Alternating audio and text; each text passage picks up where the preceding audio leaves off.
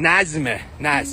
شما توی خونت نگاه کن ببین کفشاتو در میاری جفت کفشات یا کفشاتو همینجوری پرت می‌کنی. کفشاتون همیشه باید جفت کنید، همه چیزو باید منظم بچینید. کفشا ربط داره به چاکرای کف پاتون، خب چاکرای ریشه، ثروت هم از نظم میاد.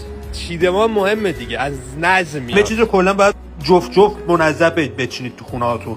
همه چیزو با نظم. این خودش بهش میگن فنگشویی. روی نظمتون کار کنید. با بی‌نظمی به جای کسی نمیرسه. نه آدما به جای میرسن، نه کشور. زمانی که دیدی که رانندگی رو مردم ایران یاد گرفتن، البته مردم ایران بهترین راننده ها هستن. تو کل دنیا ایرانی‌ها دستفرمونشون از همه بهتره. ولی بلد نیستن رانندگی نرمال رو داشته باشن.